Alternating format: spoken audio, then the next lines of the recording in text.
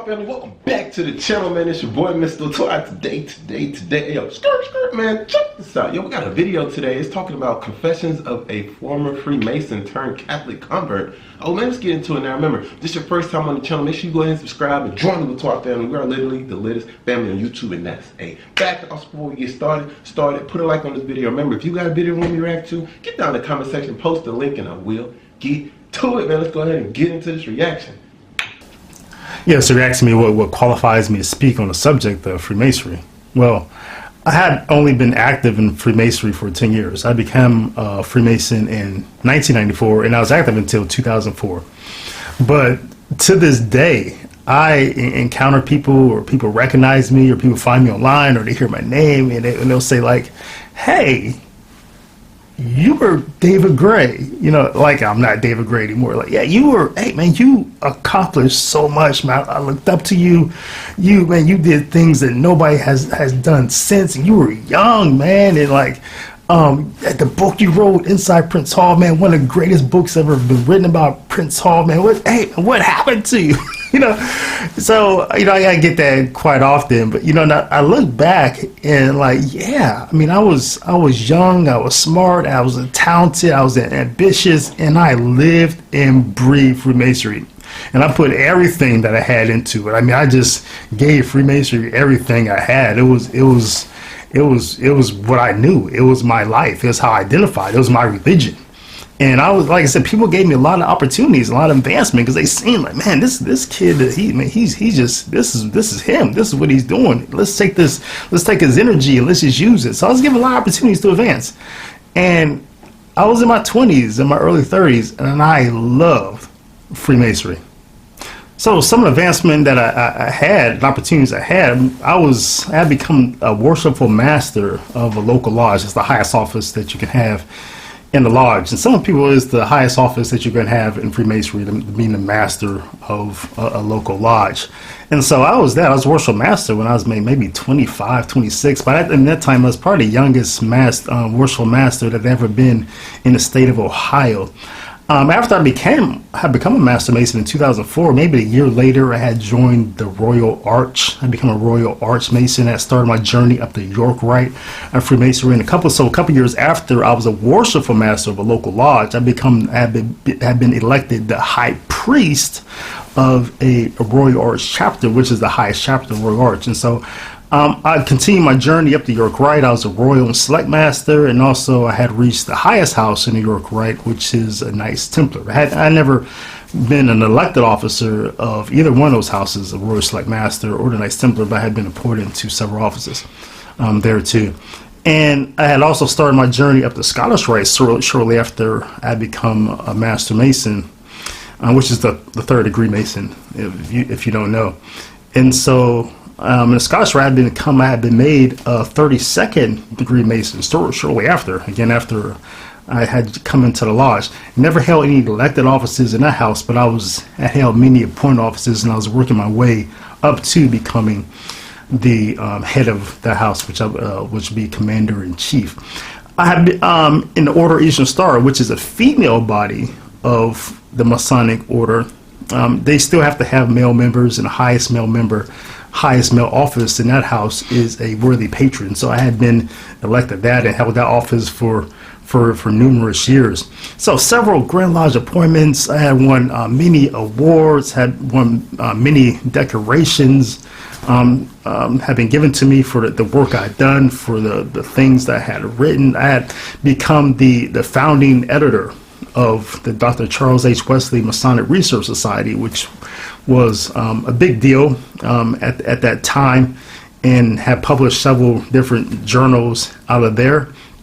And I was the first Prince Hall Freemason. Prince Hall Freemasonry is the predominantly black set of Freemasonry, but I became the first Prince Hall Freemason to also have dual membership into a predominantly white Grand Lodge. I had become a member of the Ohio Lodge of Research, which was a big deal.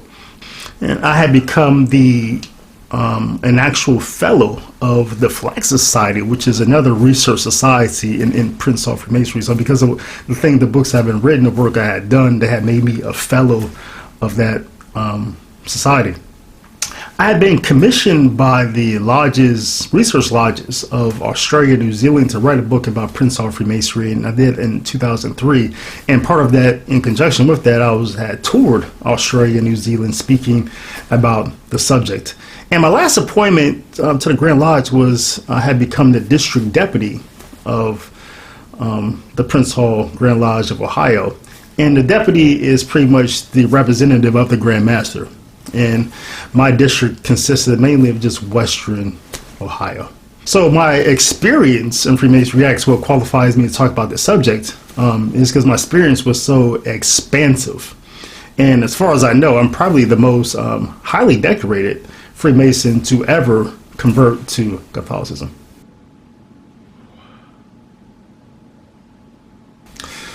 Yeah, why did I become a Freemason, you ask? But I think I always wanted to be a Freemason from the time I was a kid, for as long as I knew. My stepfather was a Freemason. My grandfather was a Freemason. I remember as a kid, I was going through my stepfather's belongings, as kids do. They sneak around when their parents are home. So I'm going through his drawers, and I find his apron, and I find this ritual book. It was coded and everything. And I'm like, what is this? My dad belongs to some sort of secret society? I mean, I was so impressed with him by him at that time. I was like, wow, I didn't notice. It's like finding out your dad is a superhero. Like, wow, my dad has a cape. So yeah, in the front of the community that I came from, being a Freemason was a big deal.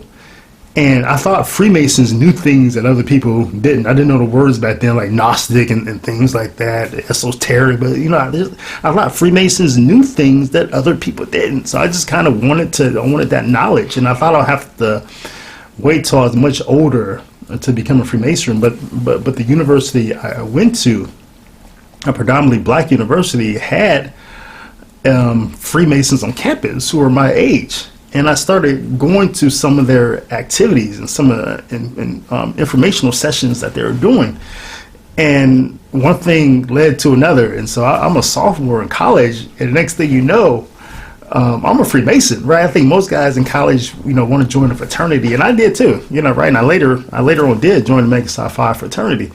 But Freemasonry was the first thing. I was like, wow, when I saw that opportunity, I hopped on that, right? Everything else will have to wait. So yeah, I was, 21, 22, and I'm a Freemason.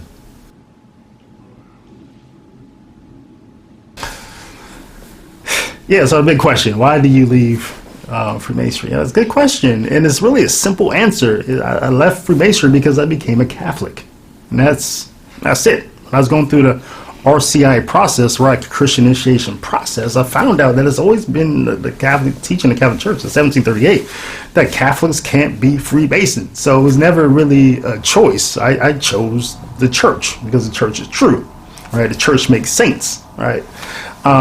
Freemasonry proposes that it makes good men better, but the Catholic Church makes saints. So it was really a no-brainer. And the Catholic. So when I took my oath as a Catholic now, that I believe all that the Catholic Church teaches is true because it was revealed by God. Well, that's part of that body of work. That's part of that dogmatic teaching that's been revealed by God, that Catholics can't be Freemasons. So the date I was confirmed, August 8th, 2006, was really the last date that I could really say that I was a Freemason, because I became Catholic. And I always tell people that if I was still a Protestant, I would probably still be a Freemason, because there's nothing in the Bible that explicitly says that a Christian can't be a Freemason. There's some things you can apply here and there, some things that's implicit perhaps, but there's really no. What Catholicism had, for me, it had that authority, it had that authoritative teaching that Protestantism doesn't have. So for a Catholic, there's no other choice either, and this is grave matter. And I definitely know that there are Catholics who are Freemasons, but they're excommunicated. And because by virtue of them being disobedient to this grave matter, some of them don't know they're excommunicated. Some of them are still receiving communion, but they are excommunicated. by virtue of being a Freemason. They don't need some pope or priest telling them that they're excommunicated. They're excommunicated by virtue of the act. Late Cynthia, they're excommunicated by virtue of the act. So I never wanted to be in that situation. What's the point of being a Catholic if you're excommunicated? So I was confirmed in the church in 2006. In about 2009, I wrote an essay about why Catholics cannot be Freemasons. And I'll put a link to it down in the bottom of this video. But it's a very popular article online. A lot of people visit it every day. And I never really felt inclined to really expand that article into a book because I had read this book by John Salza. It's talking about why Catholics cannot be Masons. And I think this book suffices. I mean, there are a lot of things in this book I would have written differently, probably approached the whole subject differently, but never to such a degree that I think warranted my time and effort to write a new book on the subject. I think this book suffices, and I recommend it for people who want to know why Catholics can be Freemasons. You know, my article as well, but this is a little more in depth, so to speak. I really don't care for so much for this book, Masonry Unmasked. It's also by John Salza at Insiders. Reveals the secrets of the lodge. I don't recommend that one, and primarily because it's not the last thing you want to do as a Catholic, if you've never been a Freemason, is read this book and then go tell Freemason why they can't, why what's wrong with Freemasonry, because as people do, I think like John Salza, who didn't have a lot of exposure to universal Freemasonry, he makes a lot of blanket statements. The thing to remember, I would tell you about Freemasonry, is that Freemasonry is like Protestantism. It's broken down in thousands of different Masonic jurisdictions throughout the world, and none of them believe the same thing about everything. They don't. They're like Protestants in a sense. I think there's some things that they all agree on, and that's what makes them regular Freemasons versus irregular, and we'll talk in a minute about irregular Masons. But so all the regular Masons, so to speak, agree on these same things, right? But as far as comes to ritual, if there's 1,000 different Masonic jurisdictions, there's about 900 different Masonic rituals and things, little things that they believe. So the last thing you want to do is read some of this about what goes on in the lodge and go tell Freemasons, hey, I know what goes on in the lodge, and they'll laugh at you. So it's to the point, something like this is sort of harmful, because if you're trying to lead a Freemason away from the Masonic lodge, what you don't want to do is what's immediately a turnoff to a Freemason is you tell them what they believe, and then they say, "Well, that's not in my ritual. That's not what I experienced in my ritual." And but you read it in this book here that this is what goes on in the ritual. No, it's better to stick with just philosophy and base generalities about why Freemasonry is incompatible with Catholicism or incompatible with Christianity, just on a philosophical level, then rather to get into their rituals and things like that, because that's the minutia, that's the red herrings and the weeds and things like that. You can really make a strong case just using reason and logic and philosophy, rather than getting into some issues that you're never going to agree on and just really end up looking stupid and they end up laughing at you. Okay, wow. Whaatwaa family, this is just part one. What I did not know that if you was part of the Freemasons that you could not be another. See, the thing is, I didn't even know Freemasonry was like can you really say it's a religion? I don't know. Like, cause see, guys, I'm not really. I'm gonna be honest with you guys. I don't know. Every video that I watch is literally my first time watching anything, so a lot of this stuff I do not know. So you can't be a Freemason and a Catholic, so that means you can't be a Freemason and a Muslim. You see what I'm saying? So basically what I'm getting from this thing is, this video, just the part one, is if you're a Freemason, that is it. So basically it's towards like being a religion in a sense, so I didn't even know that. So what he's telling us now is that you cannot be a Freemason and be part of a religion as far as like being a Christian or a Muslim or anything of that nature, because it goes against it. So even if you feel as if you haven't been exiled or pushed out, they already did it. You probably didn't get the message in a sense, you know? So this is crazy. Wow. I didn't even know this, but guys, I'm gonna go ahead and this is part 1. So I'm gonna drop another video and it's gonna be part 2. So depending on when you watch this video, part 2 should be on the channel, so look for it. I should post the link or inside the description somewhere so you can click the link, but make sure you get down in the description. I'm gonna post a link to this video so you can go there and comment on his video, because he has a lot of videos in his channel, and it's like a lot of videos really teaching about this Freemasonry. It's a beautiful thing, man. Wow. Mind blowing right now, man. It's your boy, Mr. Whaatwaa. If you got a video on me right to get down in the comment section, post the link, and I will get to it. I'll see y'all tomorrow. Why? Because I post videos every day, so please take care. Stay safe. Whaatwaa.